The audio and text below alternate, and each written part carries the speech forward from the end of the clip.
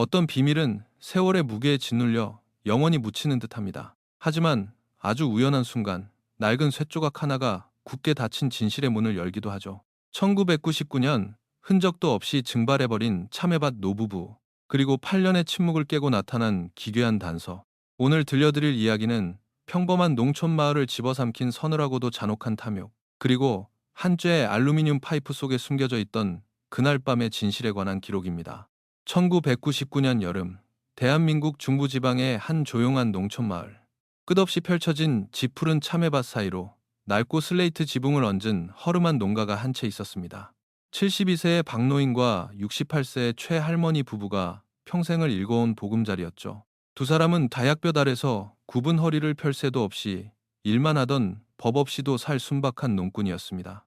참외 수확철을 맞아 부부의 하루는 유난히 고단했습니다. 그날 늦은 오후, 흙 묻은 작업복 차림의 박노인은 마을 어귀의 구멍가게에 들러 막걸리 한 병을 샀습니다. 오늘 밤엔 하우스에서 밤을 새워야겠어. 내일 아침 일찍 수매장에 참외를 넘겨야 하거든. 이마에 맺힌 땀을 닦으며 짓던 박노인의 옅은 미소. 그것이 마을 사람들이 기억하는 그의 마지막 모습이 될 줄은 누구도 알지 못했습니다. 저녁 무렵 갑작스러운 여름 칠흑 같은 소나기가 마을을 덮쳤습니다. 거센 빗줄기가 비닐하우스를 요란하게 때리던 밤, 어둠 속에서 하우스 안을 밝히던 희미한 백열전구 불빛이 깜빡거렸습니다. 마치 누군가 숨을 헐떡이듯 위태롭게 흔들리던 불빛은 이내 툭 하고 완전히 꺼져버렸습니다. 그 짙은 어둠 속에서 부부의 시간도 영원히 멈춰버렸습니다. 다음 날 아침, 마을에 참외를 수매하러 온 소형 화물 트럭이 박노인의 집 앞마당에 들어섰습니다. 기사가 경적을 두세 번 울렸지만 이상하리만치 집안은 고요했습니다. 평소 같으면 벌써 나와서 참외 상자를 나르고 있어야 할 노부부의 모습이 보이지 않았죠. 기사가 조심스레 반쯤 열린 방문 틈으로 고개를 들이밀었을 때 묘한 위화감이 그의 등줄기를 타고 흘렀습니다. 낡은 나무 선반 위에 놓인 라디오에서는 아침 뉴스가 무심하게 흘러나오고 있었고, 낡은 가스레인지 위에는 끓이다만 뚝배기 속 된장찌개가 차갑게 식어 있었습니다. 방바닥이나 세간살이는 흐트러짐 하나 없이 평온했습니다. 단지 사람이 없을 뿐이었죠. 하지만 기사의 시선이 툇마루 아래에 머문 순간 불길한 직감이 뇌리를 스쳤습니다. 비가 오나 눈이 오나 노부부가 밭에 나갈 때면 항상 신었던 낡고 흙 묻은 장화와 작업화가 가지런히 놓여 있었습니다. 신발이 그대로 있다는 건 두 사람이 맨발로 집을 나섰거나 아니면 누군가에 의해 신발조차 신지 못한 채 밖으로 끌려나갔다는 뜻이었습니다. 소식을 듣고 달려온 이장과 이웃 주민들은 불길한 예감에 휩싸여 집 뒤편, 밭 한가운데 자리한 비닐하우스로 향했습니다. 하우스의 미닫이문은 굳게 닫혀 있었습니다. 목청껏 노부부의 이름을 불렀지만 돌아오는 건 비닐을 스치는 바람 소리뿐이었죠. 떨리는 손으로 문을 열어젖힌 이장의 눈앞에 기이한 광경이 펼쳐졌습니다. 하우스 초입에는 수확을 마친 노란 참외들이 플라스틱 소쿠리에 가지런히 담겨 있었습니다. 평범한 수확의 현장 같았죠. 하지만 하우스 맨 안쪽, 막다른 고랑의 풍경은 달랐습니다. 참외가 가득 담겨 있어야 할 커다란 바구니 하나가 바닥에 엎어져 있었고, 지식여진 참외들이 진흙탕 속에 나뒹굴고 있었습니다. 그리고 그 옆, 푹 파인 부드러운 흙바닥 위에는 박노인이 평소 손에 달고 살던 낡은 쇠스랑이 깊숙이 박혀 있었습니다. 마치 누군가 절박하게 저항하며 무언가를 내리치려 했던 것처럼요. 주변의 빗물막이용 낡은 비닐은 길게 찢어져 너덜거렸습니다. 거친 몸싸움의 흔적. 하지만 핏자국도 노부부의 체온도 그곳엔 없었습니다. 증발. 두 사람은 말 그대로 세상에서 지워져 버린 것 같았습니다. 신고를 받은 관할 파출소 경찰들이 출동해 즉각 폴리스 라인을 치고 현장을 통제했습니다. 얼마 지나지 않아 도시에서 연락을 받고 헐레벌떡 달려온 노부부의 큰아들 45세의 박상민이 도착했습니다.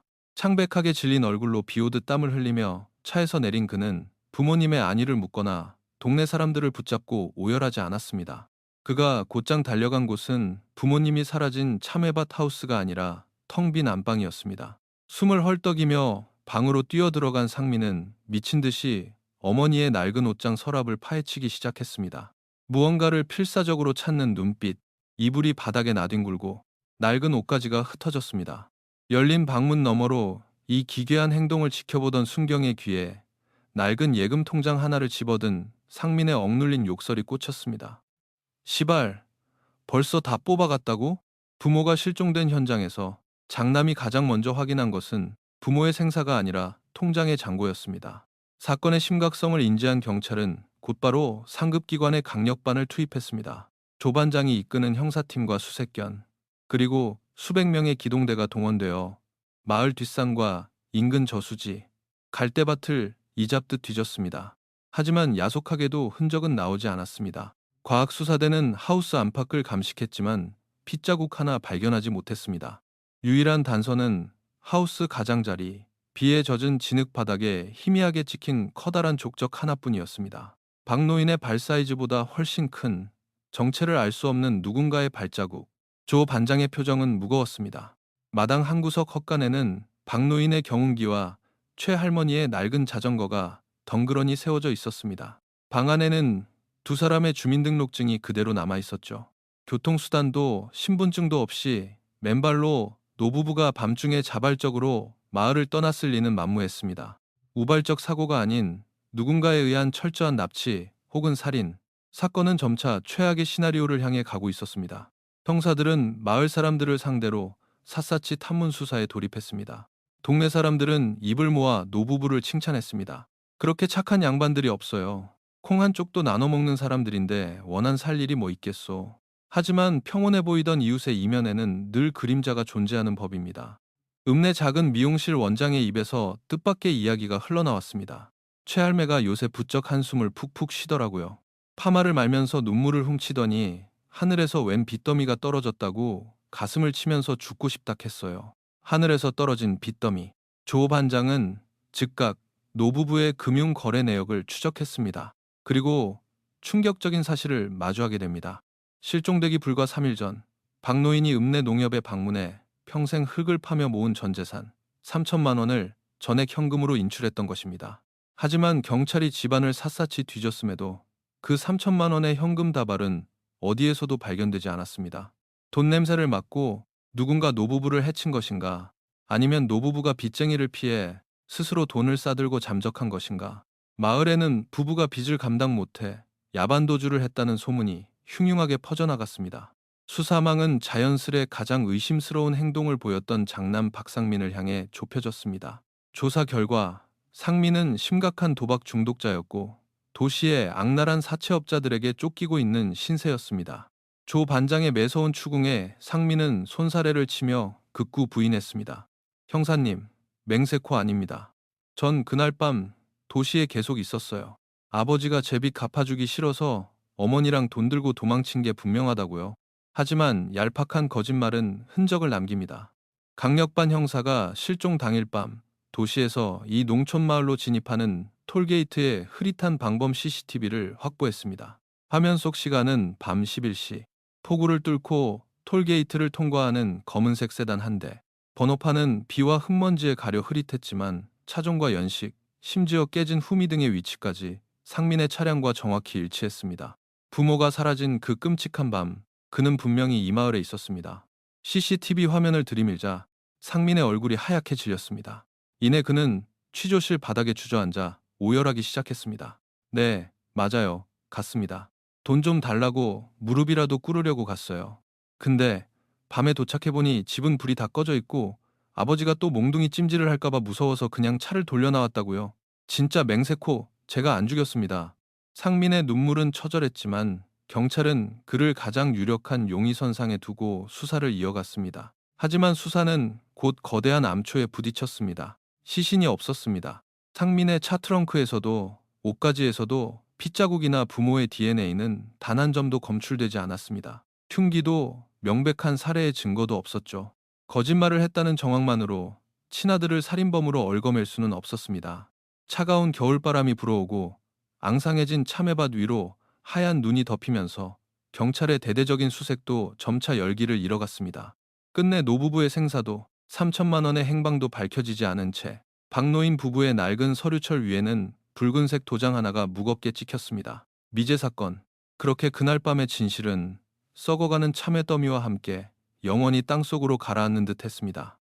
시간은 무심하게 흘러 어느덧 8년이라는 세월이 지났습니다. 2007년 가을, 한때 푸르렀던 농촌 마을은 지방도 확장 공사로 인해 어수선한 흙먼지로 뒤덮여 있었습니다. 노부부가 사라진 낡은 집과 뼈대만 앙상하게 남은 비닐하우스도 도로 부지로 편입되어 철거를 앞두고 있었죠. 인적 끊긴 폐허엔 사람 키만한 잡초가 무성했습니다. 그날 아침 철거 용역반 인부들이 비닐하우스에 붉게 녹슨 철제 골조를 해체하기 위해 모여들었습니다. 관할 파출소로 갓 발령받은 젊은 경찰 윤 조사관은 안전 통제를 위해 우연히 현장에 나와 있었죠. 영차, 이거 문짝이 왜 이리 꽉 물렸어? 한 인부가 무거운 쇠망치를 들어 하우스 미닫이문의 녹슨 철제 테두리를 향해 힘껏 내리쳤습니다. 깡! 하는 날카로운 금소금과 함께 속이 텅 비어있던 알루미늄 문손잡이 부품이 엿가락처럼 찌그러지며 부러져 나갔습니다. 그 순간이었습니다. 부러진 알루미늄 파이프 안쪽의 좁고 어두운 빈 공간에서 흙먼지를 뒤집어 쓴 작고 묵직한 금속 덩어리 하나가 툭 하고 바닥으로 떨어졌습니다. 챙그랑 하는 작지만 선명한 소리가 윤 조사관의 귓가를 파고들었죠. 무심코 다가간 윤 조사관은 진흙 바닥에 떨어진 그 물건을 집어들었습니다. 검게 산화되어 녹이 쓴 쇠조각. 그것은 제법 묵직하고 커다란 톱니 모양이 굵고 거친 자물쇠 열쇠였습니다. 단순한 쓰레기라고 치부하기엔 묘한 위화감이 들었습니다. 열쇠의 끝부분에는 누렇게 변색된 낡은 플라스틱 마이카 재질의 열쇠고리가 매달려 있었습니다. 윤 조사관이 엄지손가락으로 고리에 묻은 마른 흙을 살살 문질러 벗겨내자 흐릿하게 지워져가는 낡은 글씨가 시야에 들어왔습니다. 농업협동조합. 순간 윤 조사관의 등줄기를 타고 서늘한 전율이 흘렀습니다. 그는 선배들로부터 이 지역의 꼬리표처럼 내려오던 1999년 참외밭 노부부 실종 사건을 알고 있었습니다. 바로 자신이 서 있는 이 폐허가 부부가 마지막으로 목격된 밀실 같은 현장이었다는 사실도요. 농촌 하우스의 허술한 문손잡이, 그것도 파이프 속이 텅 빈 안쪽 좁은 공간. 자연적으로 비바람에 휩쓸려 열쇠가 그곳에 굴러 들어갈 확률은 제로였습니다. 누군가 의도적으로 열쇠를 구멍 안으로 깊숙이 밀어넣어 숨긴 것이 분명했습니다. 윤 조사관은 심장 박동이 빨라지는 것을 느끼며 즉시 경찰서로 차를 몰았습니다. 서류 무더기 속에서 은퇴를 앞두고 있던 백발의 조반장, 8년 전 그 사건의 책임을 안고 평생을 자책해온 늙은 형사의 책상 위에 녹슨 열쇠를 조용히 내려놓았습니다. 떨리는 손으로 돋보기를 쓴 채 열쇠를 이리저리 살피던 조반장의 주름진 얼굴이 딱딱하게 굳어버렸습니다. 그의 거친 숨소리만이 강력반의 정적을 깼습니다. 누군가 숨긴 거야. 이 열쇠를 쥔 놈이 부부가 증발해버리던 그날 밤 그 끔찍한 비닐하우스 안에 함께 있었어. 조 반장의 시선이 낡은 캐비닛 맨 아래 칸, 먼지가 수북이 쌓인 1999년의 수사기록 철을 향했습니다. 8년 동안 굳게 닫혀있던 판도라의 상자가 작은 쇠조각 하나로 인해 다시 끔찍한 입을 벌리기 시작한 것입니다. 그리고 이 낡은 열쇠가 열어야 할 진짜 자물쇠가 아직 이 마을 어딘가에 누구도 모르는 캄캄한 어둠 속에 숨겨져 있다는 사실을 그들은 직감하고 있었습니다. 녹슨 열쇠 하나가 8년 동안 멈춰있던 시간의 톱니바퀴를 다시 돌리기 시작했습니다. 윤 조사관과 은퇴를 앞둔 늙은 형사 조반장은 이 작고 초라한 쇠조각이 사건의 방향을 완전히 뒤집어 놓을 것임을 직감했습니다. 두 사람은 지체 없이 열쇠 끝에 매달려 있던 낡은 마이카 고리에 출처 지역 농업협동조합으로 향했습니다. 조합 사무실 문을 열고 들어서자 사람 좋은 미소를 띤 중년의 남자가 그들을 맞이했습니다. 바로 현 조합장이자 8년 전 실종 사건 당시 앞장서서 마을 사람들을 이끌고 노부부를 찾아 헤맸던 강동식이었죠. 그는 마을에서 신망이 두터운 인물이었습니다. 경찰이 내민 낡은 열쇠고리를 찬찬히 살펴보던 강동식은 이내 고개를 끄덕였습니다. 아, 이거 기억납니다. 1999년 봄에 우리 조합에서 농가 집집마다 기념품으로 돌렸던 열쇠고리네요. 한 500개쯤 만들었을 겁니다. 하지만 강동식의 다음 말은 형사들의 귀를 쫑긋하게 만들었습니다. 그런데 형사님, 이 열쇠 자체는 일반 방문이나 창고에 쓰는 게 아닙니다. 홈이 깊고 투박한 걸 보니 아주 크고 무거운 무쇠 자물쇠용이네요. 보통 농촌에서는 고가의 농기계를 보관하는 철제 창고나 마을 공용 양수기 펌프장을 잠글 때나 쓰는 물건입니다. 펌프장. 그 단어가 조반장의 머릿속을 강하게 때렸습니다. 형사들은 즉시 8년 전의 참외밭, 이제는 잡초만 무성한 그 폐허로 다시 차를 몰았습니다. 그들은 녹슨 열쇠를 들고 밭 주변에 남아있는 모든 자물쇠는 다 쑤셔보았습니다. 낡은 창고, 경운기 체인, 심지어 버려진 계집의 목줄 자물쇠까지. 하지만 단 한 곳도 열쇠가 맞아떨어지는 곳은 없었습니다. 가쁜 숨을 몰아쉬던 윤 조사관은 읍내구청에서 떼온 1999년 당시의 마을 지적도를 펼쳤습니다. 손가락으로 노부부의 비닐하우스 위치를 짚어가던 그의 시선이 하우스 뒤편 야산과 맞닿은 경계선 부근의 작은 네모 표시에서 멈췄습니다. 도면 위에는 작고 희미한 글씨로 지하수 펌프장이라고 적혀 있었죠. 두 형사는 도면이 가리키는 곳으로 발걸음을 옮겼습니다. 하지만 그곳에는 펌프장 건물은커녕 사람 키를 훌쩍 넘는 억센 가시덩굴과 잡목만이 빽빽하게 얽혀 거대한 벽을 이루고 있을 뿐이었습니다. 그때 잡목림 주변을 서성이는 형사들을 불안한 눈빛으로 지켜보는 한 노인이 있었습니다. 바로 8년 전 농수로 물기를 두고 박노인과 멱살잡이까지 하며 싸웠던 이웃집 황노인이었죠. 그의 수상한 낌새를 놓칠 리 없는 조반장이 다가가 날카롭게 다그쳤습니다. 황 어르신, 8년 전 그날 밤 경찰한테 숨긴 거 있으시죠?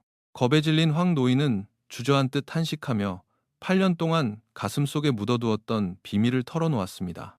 실종되던 그날 밤 비가 쏟아지는데 박노인네 참외밭 쪽에서 랜턴 불빛이 번쩍이길래 도둑인 줄 알고 창문 틈으로 내다봤다는 겁니다. 근데 상민이 그놈 차가 아니었어. 노란 우비를 푹 눌러쓴 젊은 놈 하나가 하우스 주변을 어슬렁거리더라고. 겁이 나서 경찰템 말 못했지. 나중에 보니까 그놈이 우리 동네 참외 상하차 하던 외지인 그 한기태라는 놈 같더라고. 한기태, 1999년 여름 잠시 마을에 머물며 일당을 받고 참외를 나르던 떠돌이 일용직 청년이었습니다. 공교롭게도 그는 박노인 부부가 증발해버린 다음날 새벽 밀린 일당도 받지 않은 채 마을에서 흔적도 없이 사라졌던 인물이었죠. 수사는 급물살을 타기 시작했습니다. 조반장은 기동대를 불러 가시덩굴을 걷어내는 작업에 착수했고 윤 조사관은 경찰청 전산망을 뒤져 한기태의 현재 생활 반응을 추적했습니다. 며칠 뒤 윤 조사관의 차량은 남쪽 끝자락의 한 항구 도시를 달리고 있었습니다. 비린내가 진동하는 낡은 해산물 냉동 창고, 두꺼운 방한복을 입고 얼어붙은 생선 상자를 나르던 30대 후반의 남자 한기태. 윤 조사관이 다가가 그의 손목에 수갑을 채우는 순간 기태는 반항조차 하지 않았습니다. 오히려 얼어붙은 입술 사이로 체념한 듯한 미소를 흘렸죠. 올 줄 알았습니다. 참외밭 노부부 때문이죠? 그 손전등 불빛 때문에 저 8년 동안 하루도 편히 잔 적이 없습니다. 지역 경찰서 취조실에 마주 앉은 한기태의 입에서 나온 그날 밤의 진실은 형사들의 예상을 완전히 빗나가는 것이었습니다. 그날 밤 비도 오고 참외 몇 개 훔쳐다 술이나 바꿔 먹으려고 하우스에 몰래 갔습니다. 근데 열린 문틈으로 보니까 박노인이 진흙 바닥에 무릎을 꿇고 누군가에게 싹싹 빌고 있더라고요. 살려달라고, 제발 살려달라고. 기태의 목소리는 미세하게 떨리고 있었습니다. 도와주려던 찰나에 그놈이 든 손전등 불빛이 확 제 쪽을 비추는 바람에 눈이 부셔서 얼굴은 못 봤습니다. 하지만 그놈이 신고 있던 노란색 고무장화, 그리고 그놈이 지켜든 묵직한 쇳덩어리가 박 노인의 머리로 내리꽂히는 건 똑똑히 봤습니다. 둔탁한 소리가 났고 전 너무 무서워서 뒤도 안 돌아보고 빗속을 도망쳤습니다. 한기태는 자신이 도망치던 중 하우스 밖 농수로 2개 낡은 가죽 지갑을 떨어뜨렸다고 고백했습니다. 지갑 안에 자신의 신분증이 들어있었기에 살인범으로 몰릴 것이 두려워 그날 밤 바로 야간 열차를 타고 마을을 떴다는 것이었죠. 윤 조사관과 조반장은 서로를 쳐다보며 굳은 표정을 지었습니다. 조반장이 1999년 당시 현장 감식 기록을 샅샅이 뒤졌지만 그 어디에도 가죽 지갑에 대한 기록은 없었습니다. 현장에는 박노인의 쇠스랑과 엎어진 참외 바구니뿐이었습니다. 이것은 무엇을 의미하는가? 누군가가 기태가 떨어뜨린 지갑을 주었고 피투성이가 된 현장을 완벽하게 청소했으며 두구의 시신을 흔적도 없이 치워버렸다는 뜻입니다. 비가 쏟아지는 한밤중에 살인을 저지르고도 극도로 침착하게 현장을 정리할 수 있는 자, 마을의 지리를 손바닥 보듯 꿰뚫고 있는 자, 그리고 다음날 아침 마을 사람들을 이끌고 현장을 가장 먼저 발견한 척 연기할 수 있는 자.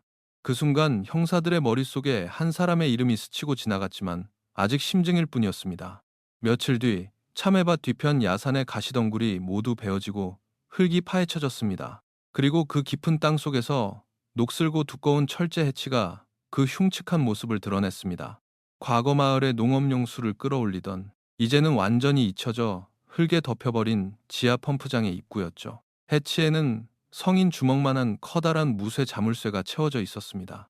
윤 조사관이 떨리는 손으로 플라스틱 고리가 달린 녹슨 열쇠를 자물쇠 구멍에 밀어 넣었습니다. 뻑뻑하게 헛돌던 열쇠가 어느 순간 아기가 맞아떨어지며 찰칵하는 소리와 함께 둔탁하게 돌아갔습니다. 8년 동안 봉인되어 있던 철제문을 열어 젖히자 컴컴한 지하실 아래에서 코를 찌르는 썩은 물냄새와 함께 섬뜩한 냉기가 뿜어져 나왔습니다. 방독면과 방호복으로 무장한 과학수사대가 조명탄을 켜고 지하 펌프장 밑바닥으로 내려갔습니다. 말라붙은 진흙 바닥 구석, 두 구의 백골 시신이 웅크린 채 서로를 껴안 듯 포개져 있었습니다. 8년 전 실종 당일 입었던 낡은 작업복 그대로였죠. 시신의 목과 손목에는 참외 넝쿨을 지지할 때 쓰는 질긴 나일론 끈이 칭칭 감겨 있었습니다. 단순 실종이 아닌 끔찍한 살인과 사체 은닉 사건으로 수사가 완전히 전환되는 순간이었습니다. 법의학자가 조심스럽게 최할머니의 백골 손뼈 주변 진흙을 걷어냈을 때 무언가 시선을 사로잡았습니다. 할머니의 뼈마디가 죽어가는 마지막 순간까지 꽉 쥐고 놓지 않았던 듯한 꼬깃꼬깃하게 구겨진 작은 비닐봉지 하나가 발견된 것입니다. 봉지 안에는 8년 전 큰아들 상민이 그토록 찾아 헤매던 그 농협 예금 통장, 그리고 절반이 찢겨나간 비료대금 청구서 한 장이 들어 있었습니다. 청구서 하단 보증인란에는 낯익은 이름이 적혀 있었습니다. 박상민. 경찰은 다시 상민을 소환했습니다. 취조실 책상 위에 놓인 부모의 백골 사진과 흙 묻은 통장을 본 상민은 짐승 같은 울음을 터뜨리며 바닥에 나뒹굴었습니다. 내가 죽인 게 아닙니다. 아버지가 내 빚 갚아준다고 돈 뺀 건 맞아요. 그날 밤 집에 갔을 때 통장이 없길래 돈을 어디 다른 데 숨기신 줄 알았단 말입니다. 아버지가 날 살리려고 돈을 찾으신 건데 내가 왜 아버지를 죽입니까? 상민의 오열은 거짓이 아닌 듯 했습니다. 하지만 여기서 풀리지 않는 거대한 모순이 발생합니다. 최 할머니가 통장을 꼭 쥐고 백골로 발견되었다면 실종 3일 전 박 노인이 인출했던 그 3천만 원의 현금은 도대체 어디로 사라진 것일까요? 펌프장 안어디에도 돈다발은 없었습니다. 수사팀은 화이트보드 앞에 모여 섰습니다. 3명의 용의자. 첫째, 아들 박상민. 톨게이트 통과 시간이 부모의 사망 추정 시간과 미묘하게 어긋나고 무엇보다 3천만 원을 노렸다면 굳이 시신을 힘들게 지하 펌프장까지 옮길 이유가 없습니다. 둘째, 이웃집 황노인. 원한은 있으나 건장한 두 노인을 살해하고 지하 깊은 곳으로 옮기기엔 신체적으로 불가능합니다. 셋째, 일용직 한기태. 돈이 목적이었다면 참외를 훔칠 이유가 없었고 지갑을 떨어뜨리고 도망친 그의 행동은 우발적인 목격자의 그것에 가까웠습니다. 사건은 다시 원점으로 돌아가는 듯 했습니다. 답답함에 담배만 뻐끔거리던 조반장을 향해 윤 조사관이 펌프장 내부의 정밀 감식 결과 보고서를 들고 다가왔습니다. 반장님, 국과수에서 한기태 지갑은 못 찾았답니다. 범인이 챙겨간 게 확실해요. 그런데 윤 조사관의 목소리가 미세하게 떨렸습니다. 시신이 있던 바닥 구석, 녹슨 펌프 파이프 틈새에 아주 작은 게 하나 끼어 있었답니다. 너무 작아서 범인도 미처 챙기지 못하고 빠뜨린 것 같습니다. 보고서에 첨부된 사진 속 물건은 낡은 가죽 지갑도 흉기도 핏자국도 아니었습니다. 그것은 짙은 회색의 작은 플라스틱 조각, 바로 1999년 당시 부유층이나 썼을 법한 비싼 플립형 휴대전화의 다이얼 버튼 한 알이었습니다. 참외 농사를 짓던 늙은 노부부도 가난한 일용직 노동자 한기태도 빚에 쫓기던 상민도 가질 수 없었던 물건. 이 좁고 폐쇄적인 농촌 마을에서 그날 밤 시신을 은닉하며 빗속에서 휴대전화를 떨어뜨려 버튼이 깨질 만큼 당황했던 진짜 악마는 과연 누구였을까요? 윤 조사관의 눈빛이 8년 전 노부부 수색을 가장 먼저 주도했던 어떤 사내의 사람, 좋은 미소를 향해 서서히 그리고 차갑게 돌아가고 있었습니다. 1999년 흙먼지가 날리는 한적한 시골 마을에서 농사를 짓던 늙은 노부부, 빚에 쫓겨 야반도주를 할 뻔했던 가난한 일용직 노동자, 그리고 늘 쪼들리며 사채업자에게 쫓기던 장남. 이 세 사람의 삶 그 어디에도 당시로서는 꽤 고가였던 최신형 플립 휴대전화가 끼어들 자리는 없었습니다. 시신이 유기된 어두운 지하 펌프장 바닥, 썩은 진흙 속에 박혀있던 짙은 회색의 작은 플라스틱 다이얼 버튼 하나. 윤 조사관은 이 작고 이질적인 파편 하나가 8년 동안 철저하게 가려져 있던 진실의 문을 열 마스터키임을 직감했습니다. 조반장과 윤 조사관은 즉시 1999년 당시 읍내와 인근 지역에서 영업했던 모든 휴대전화 대리점과 전파사, 수리점의 기록을 수소문하기 시작했습니다. 8년이나 지난 장부를 찾는 것은 모래사장에서 바늘 찾기나 다름없었죠. 하지만 며칠 밤낮을 인근 지역 상가 골목을 뒤지던 윤 조사관은 시장 구석의 한 오래된 전파사에서 먼지 쌓인 1999년도 수리 접수 대장을 극적으로 발견하게 됩니다. 머리가 희끗희끗한 전파사 사장은 돋보기를 치켜 올리며 낡은 장부의 한 페이지를 짚었습니다. 기억납니다. 그해 여름 장마철이었는데 어떤 남자가 숨을 헐떡이면서 들어왔어요. 휴대전화가 아주 박살이 나 있었지. 진흙이 잔뜩 묻어 있고 액정은 깨지고 다이얼 버튼도 몇 개 떨어져 나간 상태였어. 비싼 폰이라 어떻게든 고쳐보려고 했는데 부품이 없어서 그냥 껍데기만 갈아줬던 기억이 나요. 윤 조사관이 침을 꿀꺽 삼키며 장부에 적힌 의뢰인의 이름을 확인했습니다. 하지만 장부에 적힌 이름은 해당 지역에 거주하지 않는 가짜 이름이었습니다. 범인 역시 자신의 흔적을 남기는 것을 극도로 경계했던 것입니다. 그러나 완전 범죄는 없었습니다. 전파사 사장이 휴대전화 수리가 끝난 후 수령 안내를 하기 위해 남겨달라고 했던 비상연락처. 장부 한 구석에 갈겨 쓴 그 유선 전화번호 11자리를 경찰서 시스템에 조회한 순간 모니터를 바라보던 윤 조사관의 등줄기를 타고 서늘한 소름이 쫙 뻗어 나갔습니다. 그 번호는 마을 사람들의 절대적인 신임을 받던 곳, 바로 지역 농업협동조합 사무실의 직통 번호였습니다. 경찰은 이내 무거운 침묵에 빠졌습니다. 퍼즐 조각이 하나둘씩 마을의 영웅이자 8년 전 실종된 노부부를 찾기 위해 가장 먼저 발벗고 나섰던 사람, 강동식 조합장을 향해 소리 없이 모여들고 있었습니다. 수사팀은 극비리에 강동식의 과거를 파헤치기 시작했습니다. 특히 1999년 여름부터 가을 사이 그의 개인적인 재무 상태와 조합의 자금 흐름이 집중 타깃이 되었습니다. 그리고 며칠 뒤 조 반장의 책상 위로 올라온 금융 기록은 그들의 등골을 서늘하게 만들기에 충분했습니다. 1999년 여름 지역 조합 내부에서는 대대적인 자금 감사가 예고되어 있었습니다. 당시 실무 책임자였던 강동식은 수년에 걸쳐 조합 공금을 몰래 횡령해 주식에 투자했다가 막대한 손실을 본 상태였죠. 감사가 시작되면 그의 횡령 사실이 발각되는 것은 시간 문제였고 쇠고랑을 차는 것은 물론 평생 쌓아온 지역사회에서의 명예도 끝장날 위기였습니다. 그가 감사 전에 반드시 메워 넣어야 했던 공금의 액수, 그것은 정확히 3천만 원이었습니다. 박 노인이 아들의 사채빚을 갚아주기 위해 농협에서 인출했던 평생의 전재산 3천만 원과 소름 끼치도록 일치하는 금액이었습니다. 더욱 끔찍한 사실은 박 노인 부부가 실종되고 불과 일주일 뒤 강동식의 횡령으로 구멍이 나 있던 조합 계좌에 어디선가 현금 3천만 원이 감쪽같이 입금되었다는 점입니다. 출처를 알 수 없는 이 돈으로 강동식은 무사히 감사를 넘겼고 이후 조합장 자리까지 오르며 탄탄대로를 걸어왔던 것입니다. 하지만 동기가 있다고 해서 그가 시신을 은닉한 방식까지 모두 설명되는 것은 아니었습니다. 8년 동안 아무도 그 존재조차 기억하지 못했던 가시덩굴에 파묻힌 폐쇄된 지하 펌프장. 강동식은 도대체 어떻게 그 은밀한 장소를 알고 있었을까요? 윤 조사관이 구청에서 떼온 1999년도 이전의 마을 상수도 공사기록처를 뒤적이다 낫게 탄성을 내뱉었습니다.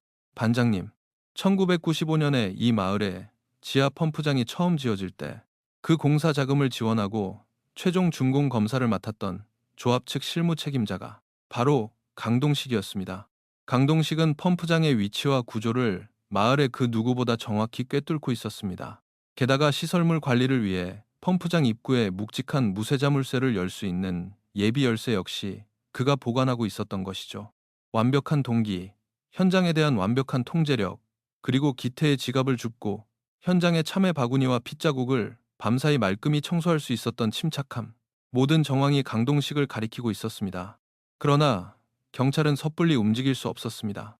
8년이라는 시간이 흐르면서 흉기나 혈흔 같은 직접적인 물증은 모두 사라진 상태였고 백골만 남은 시신에서 강동식의 DNA를 찾아내는 것도 불가능했습니다. 눈치 빠른 강동식에게 어설프게 접근했다가는 그가 남은 증거마저 완벽하게 인멸하고 빠져나갈 것이 분명했습니다. 수사팀은 강동식을 포함할 치밀한 덫을 놓기로 했습니다. 다음 날 오후 윤 조사관은 평범한 탐문 수사를 가장해 조합 사무실로 강동식을 찾아갔습니다. 조합장님, 그동안 마을 일로 신경 많이 써주셨는데 좋은 소식 하나 전해드리려고요. 저희가 드디어 노부부 시신을 찾았습니다. 강동식의 눈동자가 아주 미세하게 흔들렸지만 그는 이내 사람 좋은 미소를 지으며 윤 조사관의 손을 덥석 잡았습니다. 아이고 형사님, 정말 수고하셨습니다. 그래, 범인은 잡혔습니까? 상민이 그놈이 결국 일을 낸 겁니까? 윤 조사관은 일부러 목소리를 낮추며 책상 위에 사진 2장을 슬며시 올려놓았습니다. 아닙니다. 상민 씨 소행이 아니라 악질 사채업자 놈들 짓인 것 같습니다. 시신이 야산에 묻힌 지하 펌프장에서 나왔거든요. 그리고 현장에서 아주 중요한 단서를 하나 찾았습니다. 바로 이 열쇠와 펌프장 자물쇠입니다. 감식반 말로는 이 열쇠에 묻은 지문을 복원할 수 있을 것 같다더군요. 윤 조사관이 돌아간 후 텅 빈 조합 사무실에 홀로 남은 강동식의 표정은 싸늘하게 굳어갔습니다. 그는 창밖으로 경찰차가 완전히 시야에서 사라진 것을 확인한 뒤 황급히 자리에서 일어나 자신의 책상 서랍을 미친 듯이 뒤지기 시작했습니다. 그날 밤 11시, 인적이 끊긴 조합 건물 뒤편의 쓰레기, 소각장, 어둠 속에서 주위를 두리번거리며 나타난 강동식의 손에는 커다란 검은색 비닐봉지가 들려 있었습니다. 그가 소각장의 철문을 열고 불길 속으로 봉지를 던져 넣으려던 찰나였습니다. 그거 태우시면 안 될 것 같은데요. 어둠 속에 숨어있던 조 반장과 형사들이 일제히 손전등을 켜며 강동식을 에워쌌습니다. 윤 조사관이 재빨리 강동식의 손에서 비닐봉지를 빼앗아 바닥에 쏟아냈습니다. 봉지 안에서 흙이 잔뜩 묻은 노란색 고무장화 한 켤레와 끝부분에 검붉은 녹이 쓴 커다란 쇠망치가 굴러나왔습니다. 한기태가 8년 전 하우스에서 목격했던 범인의 인상착에 바로 그 노란 장화였습니다. 강동식의 양손에 차가운 수갑이 채워졌습니다. 하지만 체포되는 순간에도 그는 특유의 여유로운 표정을 잃지 않았습니다. 형사님들, 무언가 단단히 오해하신 모양인데 전 그저 창고에 처박혀 있던 낡은 쓰레기들을 태우려고 했을 뿐입니다. 제가 박어르신들을 왜 죽입니까? 전 그날 밤 군청 공무원들과 읍내 고깃집에서 술을 마시고 있었습니다. 제 알리바이는 8년 전에 이미 다 확인된 사항 아닙니까? 강동식은 취조실에 앉아서도 꼿꼿했습니다. 그의 말대로 1999년 당시 수사 기록에는 실종 당일 밤 강동식이 인근 읍내에서 지역 공무원 3명과 자정 넘어서까지 회식을 했다는 진술이 명확히 남아 있었습니다. 경찰이 이미 한 번 확인했던 알리바이였기에 그는 그토록 자신만만했던 것입니다. 하지만 윤 조사관은 이 알리바이가 강동식의 가장 큰 패착이 될 것임을 직감했습니다. 조 반장과 윤 조사관은 8년 전 강동식과 함께 술을 마셨다는 공무원 3명을 차례로 소환해 강도 높은 재조사를 벌였습니다. 처음에는 오래전 일이라 기억나지 않는다며 발뺌하던 그들은 강동식이 살인 혐의로 체포되었다는 사실과 위증죄로 처벌받을 수 있다는 압박에 결국 진실을 털어놓았습니다. 사실 8년 전 경찰 조사 때 강동식이 제발 한 번만 입을 맞춰달라고 사정해서 거짓말을 했습니다. 그날 회식을 한 건 맞는데 밤 9시쯤에 강동식이 갑자기 배가 너무 아프다면서 먼저 집에 가보겠다고 일어났습니다. 그러고는 새벽 1시가 다 되어서야 비에 흠뻑 젖은 채로 고깃집에 다시 나타났어요. 차가 빗길에 고장나서 고생했다고 하길래 그런 줄만 알았습니다. 밤 9시부터 새벽 1시까지 무려 4시간의 공백. 강동식이 차를 몰고 참외밭으로 돌아가 노부부를 살해하고 시신을 펌프장으로 옮긴 뒤 현장의 핏자국까지 치우고 다시 읍내로 돌아오기에 차고 넘치는 시간이었습니다. 윤 조사관이 새로 확보한 공무원들의 진술서를 취조실 책상 위에 던졌습니다. 진술서를 읽어 내려가던 강동식의 미간이 일그러졌습니다. 하지만 그는 여전히 독사처럼 차가운 이성을 유지하고 있었습니다. 그래서요? 제가 중간에 자리를 비운 게 살인의 증거가 됩니까? 제가 그 하우스에 있었다는 물증이 있나요? 흉기에 제 지문이 나왔습니까? 아니면 시신에 제 피가 묻어있기라도 했습니까? 정황만으로 멀쩡한 사람을 살인마로 몰아붙이지 마십시오. 확실히 강동식의 말처럼 결정적인 한 방이 부족했습니다. 고무장화와 망치는 정황 증거일 뿐 8년 전의 혈흔이 남아있을 리 만무했죠. 강동식의 자백을 끌어내기 위해서는 그의 완벽해 보이는 심리적 방어벽을 완전히 산산조각 내야만 했습니다. 조 반장은 며칠 동안 책상에 엎드려 1999년의 사건 기록을 처음부터 끝까지 수십 번 반복해서 읽었습니다. 그러다 그의 시선이 현장 감식 기록의 한 구절에 꽂혔습니다. 부러진 알루미늄 문손잡이 안쪽에서 발견된 펌프장 열쇠. 이 사건에서 유일하게 논리적으로 설명되지 않는 기이한 행동이었습니다. 강동식처럼 치밀한 인간이 왜 시신을 유기한 펌프장의 열쇠를 하필이면 사건 현장인 비닐하우스의 문손잡이 빈 공간에 쑤셔 넣었을까요? 강물에 던지거나 산속 깊은 곳에 묻어버리는 것이 훨씬 안전했을 텐데 말입니다. 이건 이성적인 판단이 아니야. 극도의 공포에 질려 엉겁결에 숨긴 거야. 당장 그 열쇠를 손에서 없애버리지 않으면 안 될 만큼 긴박한 상황이 벌어졌던 거지. 조 반장은 즉시 1999년 사건 당일 관할 파출소의 야간 순찰 일지와 112 신고 내역을 전부 가져오게 했습니다. 먼지 쌓인 서류를 한 장 한 장 넘기며 시간을 대조하던 조 반장의 손가락이 멈췄습니다.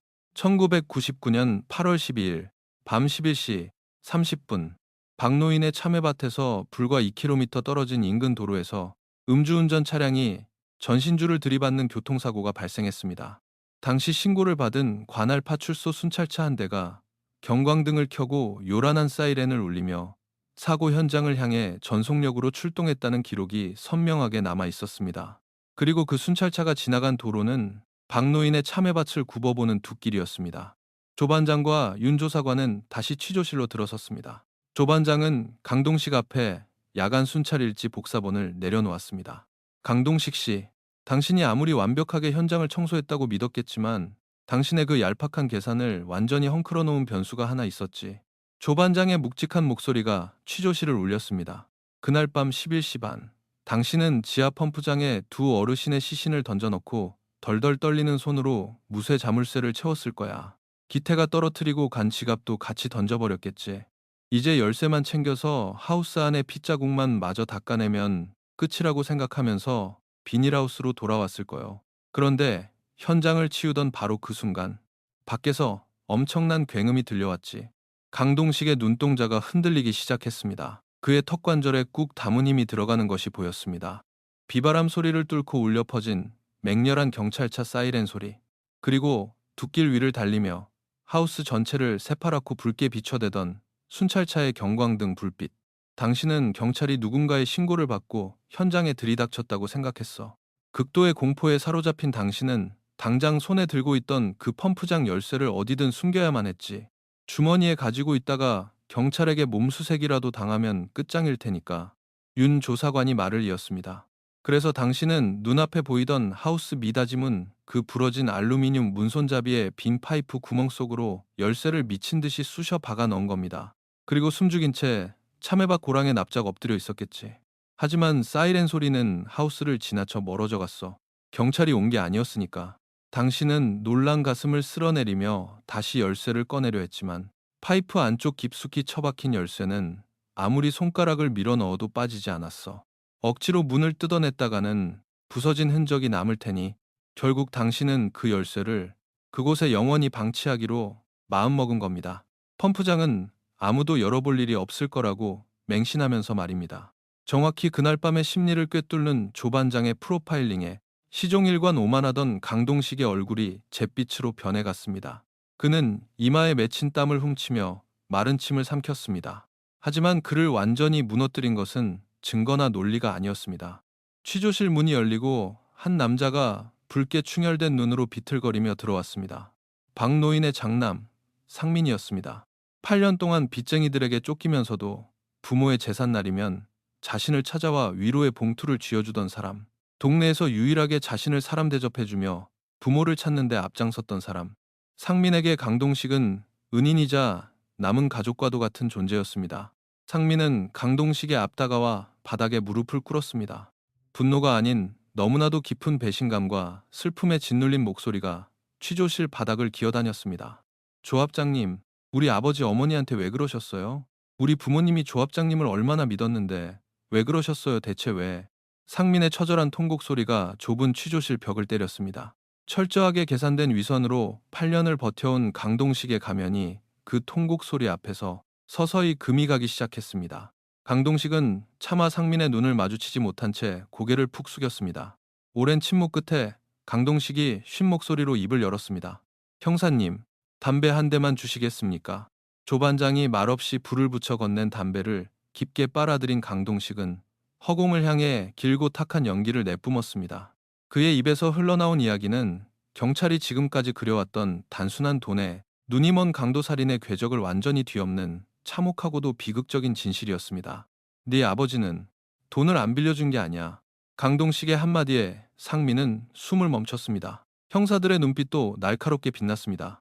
1999년 실종 당일 저녁, 강동식은 감사를 앞두고 피가 마르는 심정으로 박노인을 찾아갔습니다. 그는 박노인이 상민의 빚을 갚기 위해 농협에서 3천만 원을 현금으로 찾아 하우스에 숨겨두었다는 사실을 알고 있었죠. 쏟아지는 빚 속에서 강동식은 진흙 바닥에 무릎을 꿇고 박노인의 바짓가랑이를 붙잡았습니다. 어르신, 제발 한 번만 살려주십시오. 그 돈 딱 일주일만 빌려주시면 어떻게든 구해서 채워 넣겠습니다. 안 그러면 저 감방 갑니다. 제발 저 좀 살려주십시오. 마을에 존경받는 조합장이 비참하게 엎드려 오열하는 모습에 평생 남에게 모진 소리 한 번 못하고 살아온 박노인은 깊은 한숨을 쉬었습니다. 어르신은 돈을 빌려주겠다고 하셨어. 내 빚을 갚으려고 찾은 피 같은 돈이지만 당장 사람이 죽게 생겼으니 먼저 급한 불부터 끄라고. 강동식의 목소리가 미세하게 떨렸습니다. 돈을 빼앗으려다 저항하는 노인을 죽인 것이 아니었습니다. 박노인은 기꺼이 그를 돕고자 했습니다. 하지만 평생을 정직하게 흙을 파며 살아온 꼿꼿한 농부에게 조합의 공금을 횡령한 범죄를 그냥 덮고 넘어가는 것은 용납할 수 없는 일이었습니다. 어르신이 조건 하나를 내걸었지. 돈을 빌려주는 대신 지금 당장 차용증을 쓰고 그 차용증을 조합 이사회와 경찰에 직접 제출하라고. 달았네. 자기가 죄를 짓고 조합원들의 돈에 손을 댔다는 사실을 스스로 밝히고 자리에서 깨끗하게 물러나 죗값을 치르라고 하셨어. 그게 사람의 도리라고. 그것은 박노인만의 투박하지만 단호한 배려였습니다. 돈을 잃고 감옥에 가는 최악의 상황은 막아주되 스스로 잘못을 인정하고 떳떳해지기를 바랐던 것입니다. 하지만 그 순간 바닥에 엎드려 있던 강동식의 내면에서는 무서운 악마가 고개를 쳐들었습니다. 평생 지역사회에서 존경받으며 살아온 자신의 명예, 남들에게 굽신거리지 않고 살아온 알량한 자존심. 만약 차용증이 경찰에 넘어가면 그는 돈을 갚더라도 영원히 횡령범이라는 낙인이 찍힌 채 마을에서 쫓겨나야만 했습니다. 자신을 구원하려 내민 박노인의 투박하고 거친 손. 그러나 강동식의 눈에는 그 손이 자신의 목통을 쥐고 흔드는 끔찍한 올가미로 보였던 것입니다. 그가 털어놓기 시작한 그날 밤의 진실은 한 인간의 비뚤어진 명예욕과 추악한 위선이 만들어낸 가장 잔인하고도 비극적인 사륙의 시작이었습니다.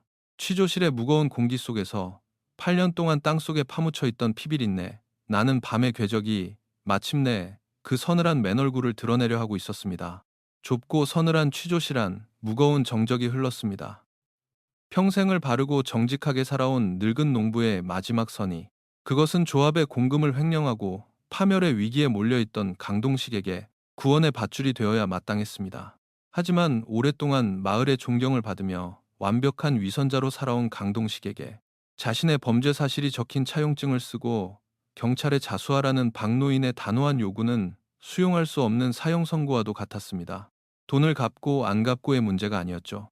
존경받는 조합장이라는 그의 견고한 껍데기가 산산조각 나는 것을 그의 알량한 자존심은 결코 허락하지 않았습니다. 그 순간 눈앞이 하얗게 변했습니다. 강동식의 탁한 목소리가 허공을 갈랐습니다. 비가 쏟아지던 1999년의 그날 밤, 하우스 안쪽 진흙 바닥에 엎드려 차용증에 서명할 종이를 찾던 박노인의 구분 등 위로 강동식의 시선이 머물렀습니다. 그의 눈에 띈 것은 파이프를 조일 때 쓰는 무겁고 커다란 쇠망치였습니다. 이성적인 판단은 이미 탐욕과 알량한 명예욕에 잡아먹힌 지 오래였죠. 강동식은 홀린 듯 쇠망치를 집어들었고 자신을 살리려던 은인의 머리를 향해 힘껏 내리쳤습니다. 둔탁한 파열음과 함께 박노인이 피를 쏟으며 쓰러졌습니다. 열린 문틈으로 그 끔찍한 광경을 목격한 떠돌이 일꾼 한기태가 비명을 삼키며 어둠 속으로 도망친 것도 바로 그 순간이었죠. 소란스러운 소리에 놀라 안채에서 뛰어나온 최할머니는 피투성이가 된 남편과 쇠망치를 든 강동식을 보고 그 자리에 얼어붙었습니다. 강동식은 짐승처럼 달려들어 하우스 구석에 굴러다니던 참외 넝쿨용 나일론 끈으로 할머니의 목을 무자비하게 조르기 시작했습니다. 평생 흙을 만지며 살아온 두 노인의 삶은 그들이 땀 흘려 일군 참외밭 한가운데서 그렇게 허망하고도 잔혹하게 끝이 났습니다. 살인을 저지른 직후 강동식은 극도의 공포에 질렸지만 동시에 악마적인 침착함을 발휘했습니다. 그는 두구의 시신을 두꺼운 비닐 천막으로 둘러싼 뒤 억수같이 쏟아지는 폭우를 뚫고 인적 없는 상기덤에 폐쇄된 지하 펌프장까지 질질 끌고 갔습니다. 시신을 깊고 어두운 지하에 던져넣은 그는 펌프장 주변을 살피다 진흙바닥에 떨어져 있던 한 기태의 낡은 가죽 지갑을 발견했죠. 자신을 목격한 자가 흘리고 간 물건임을 직감한 그는 일말의 망설임 없이 지갑마저 펌프장 아래로 던져버렸습니다. 목격자의 흔적까지 완벽하게 지웠다고 맹신하며 묵직한 무쇠 자물쇠를 채운 뒤 그는 다시 피비린내 나는 하우스로 돌아왔습니다.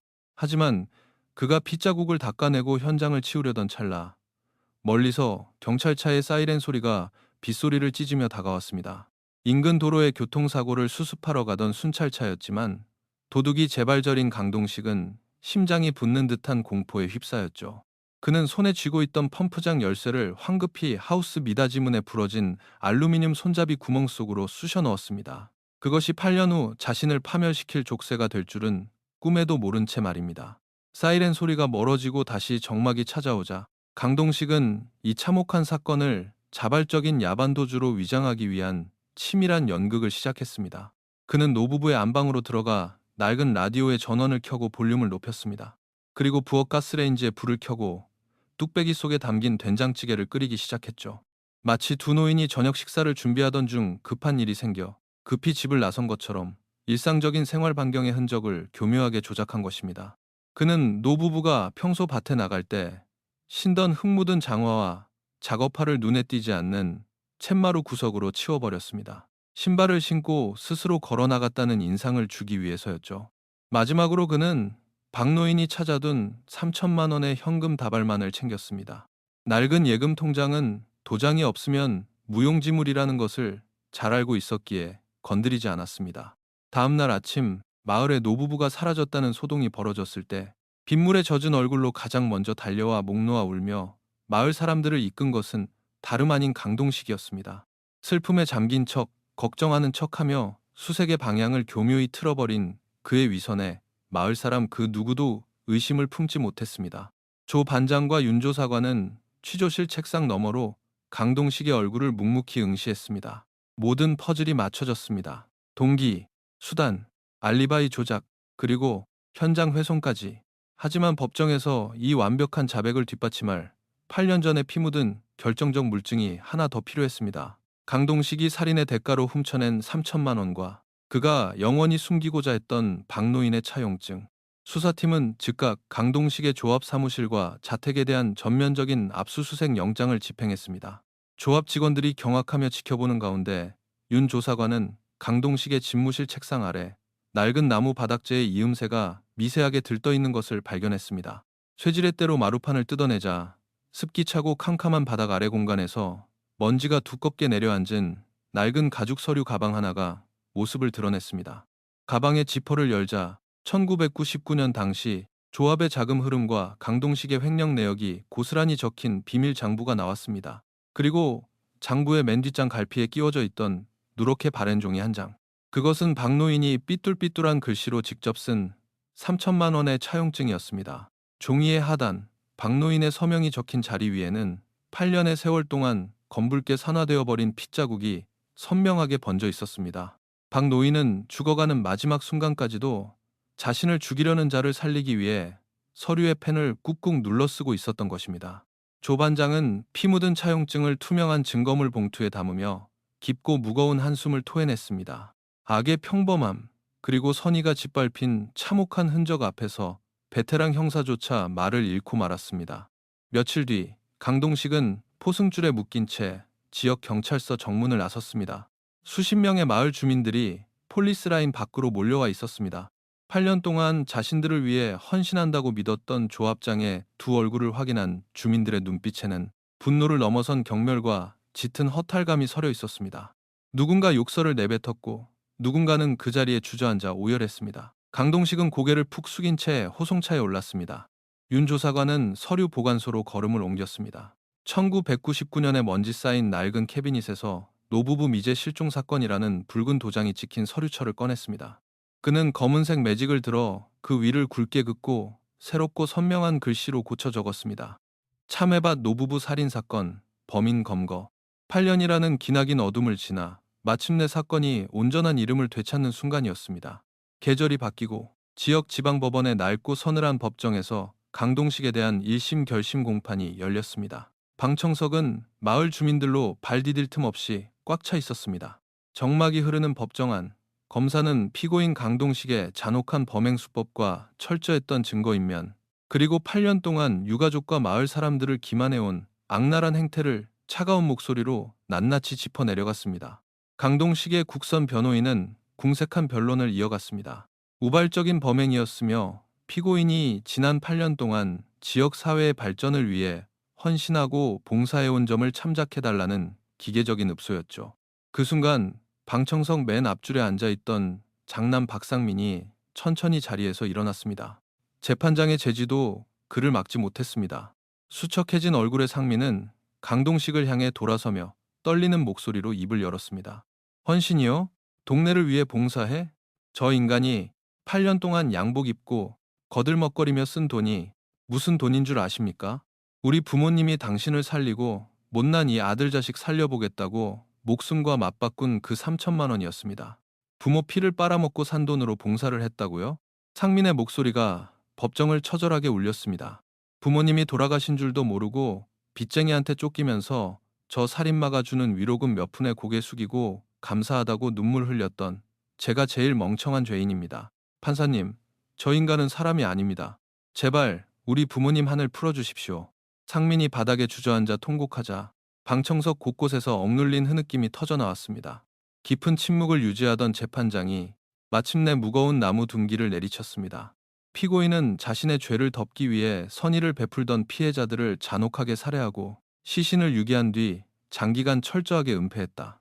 그 수법이 극히 불량하고 8년이라는 시간 동안 유가족과 지역 사회를 철저히 기만했으므로 사회로부터 영구히 격리할 필요가 있다. 이에 피고인 강동식에게 무기징역을 선고한다. 가석방 없는 무기징역. 법의 심판은 단호했습니다. 수갑을 찬 채 법정을 빠져나가던 강동식의 걸음이 방청석 맨 앞줄에 엎드려 울고 있는 상민의 앞을 지날 때 잠시 멈칫했습니다. 강동식은 텅 빈 눈동자로 상민을 내려다보며 누구에게도 들리지 않을 만큼 작고 차가운 목소리로 중얼거렸습니다. 그러니까 그 비닐하우스를 철거하게 두지 말았어야지. 마지막 순간까지도 반성보다는 자신의 불운을 탓하는 악마의 서늘한 속삭임이었습니다. 상민은 고개를 들지 않은 채 두 주먹을 꽉 쥐었습니다. 한 달 뒤, 마을 뒷산에 볕이 잘 드는 양지바른 언덕. 8년 전, 시신을 찾지 못해 이름만 부르며 눈물로 지냈던 가짜 장례식이 아닌 진짜 장례식이 열렸습니다. 소박한 나무 상자에 담긴 두 노인의 유골이 깊고 따뜻한 흙 속으로 뉘어졌습니다. 상민은 술잔을 올리며 이제 다시는 도박에 손을 대지 않고 부모님 부끄럽지 않게 정직하게 살겠노라며 굵은 눈물을 뚝뚝 흘렸습니다. 장례식장 한 구석에는 사복 차림의 조반장도 서 있었습니다. 얼마 전 정년퇴직을 한 그는 무거운 경찰복 대신 편안한 점퍼 차림이었습니다. 조반장은 무덤가에 다가가 맑은 막걸리 한 잔을 천천히 흙 위로 부어주었습니다. 비가 그쳤습니다. 어르신들, 이제 어둡고 추운 곳 잊으시고 따뜻한 데서 편히 쉬십시오. 노영사의 거친 손등 위로 8년 동안 가슴을 짓누르던 무거운 짐이 한 방울의 눈물이 되어 떨어졌습니다. 사건이 남긴 상흔은 마을 사람들의 삶 속에 길고 깊은 그림자를 드리웠습니다. 8년 전 겁에 질려 도망쳤던 떠돌이 일꾼 한기태는 용기를 내어 노부부의 무덤을 찾아와 무릎을 꿇고 뒤늦은 사죄의 눈물을 흘렸습니다. 과거 농수로 문제로 박노인과 지독하게 으르렁거렸던 이웃집 황노인은 묵묵히 또미를 들고 나와 그 옛날 박노인의 밭으로 이어지던 도랑의 흙을 정성껏 파내고 물기를 똠습니다. 그리고 도랑 곁에 하얀 국화꽃 한 송이를 조용히 내려놓았죠. 하지만 평화로웠던 농촌 마을의 정서는 결코 사건 이전으로 돌아갈 수 없었습니다. 아침 저녁으로 인사를 나누고 된장국을 나눠 먹던 이웃의 이면에 언제든 자신을 해칠 수 있는 탐욕스러운 악마가 숨어 있을지도 모른다는 섬뜩한 불신. 인간이 쓴 선량한 위선의 가면이 얼마나 견고하고 끔찍할 수 있는지 뼈저리게 깨달은 마을 사람들은 더 이상 예전처럼 서로를 온전히 바라보지 못하게 되었습니다. 사건은 종결되었지만 마음속의 상처는 좀처럼 아물지 않았습니다.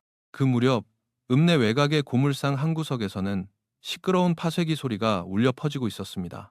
비닐하우스 철거 현장에서 수거된 고철 더미 속, 사건의 진실을 품고 있던 그 속이 텅 빈 알루미늄 문손잡이 역시 육중한 압축기의 이빨 사이로 밀려 들어갔습니다. 날카로운 쇳소리와 함께 형체를 알아볼 수 없게 찌그러진 알루미늄 파이프는 1999년의 비극적인 기억과 함께 영원히 역사의 뒤안길로 사라졌습니다. 몇 년의 시간이 더 흐른 어느 날, 드론 렌즈가 하늘 위에서 마을의 풍경을 고요히 내려다봅니다. 낡은 참외밭과 등골을 서늘하게 만들었던 비닐하우스, 그리고 끔찍한 시신이 유기되었던 지하 펌프장이 있던 자리는 이제 흔적조차 찾아볼 수 없습니다. 그 위로는 시커먼 아스팔트가 두껍게 깔렸고 쭉 뻗은 왕복 4차선 지방도로가 마을을 관통하며 시원하게 뚫렸습니다. 화물차와 승용차들이 무심한 속도로 아스팔트 위를 쌩쌩 내달립니다. 도로 위를 지나는 그 누구도 알지 못할 것입니다. 자신들이 밟고 지나가는 이 평범하고 매끄러운 도로 아래 8년이라는 긴 세월 동안 피눈물을 흘리며 어둠 속을 헤맸던 늙은 노부부의 참혹한 비극과 인간의 탐욕이 빚어낸 끔찍한 비밀이 묻혀 있었다는 사실을 말입니다. 카메라는 서서히 도로에서 멀어져 지역 경찰서의 깊숙한 증거물 보관실 안으로 들어갑니다. 서늘한 공기가 감도는 그곳, 먼지가 옅게 내려앉은 진열장 한 구석에 투명한 플라스틱 증거물 상자가 놓여 있습니다. 이제는 강력반의 산전수전을 다 겪은 노련한 팀장이 된 윤 형사가 보관실 문을 열고 들어옵니다. 그는 낡은 상자 앞에 서서 안에 담긴 물건을 가만히 내려다봅니다. 끝부분이 검게 부식되고 마이카 고리가 누렇게 바랜 낡고 투박한 펌프장 열쇠. 윤 팀장은 굳게 담은 입술로 열쇠를 한참 동안 응시하다 조용히 보관실에 불을 끄고 무거운 철문을 닫습니다. 철컥 하는 자물쇠 소리와 함께 화면은 서서히 깊은 암전 속으로 빠져듭니다. 완벽한 범죄를 꿈꾸며 시신을 깊은 진흙 속에 묻고 사람 좋은 미소로 세상의 눈을 가렸던 살인마. 그는 자신의 치밀한 계획이 완벽하다고 믿었을 것입니다. 하지만 그는 미처 계산하지 못했습니다. 인간의 잔혹한 탐욕이 아무리 깊은 어둠으로 진실을 덮으려 해도 우연히 남겨진 아주 작고 낡은 쇳조각 하나가 가진 진실의 무게를 이길 수는 없다는 것을 말입니다. 억울하게 희생된 두 분의 명복을 빕니다. 칠흑 같은 어둠 속에서도 진실을 향한 빛은 언제나 아주 작은 틈을 비집고 새어 나오는 법입니다. 그 틈이 열리는데 비록 8년이라는 뼈아픈 시간이 걸렸을지라도 말입니다. 미제 사건, 참외밭 노부부 살인 사건의 기록은 여기까지입니다.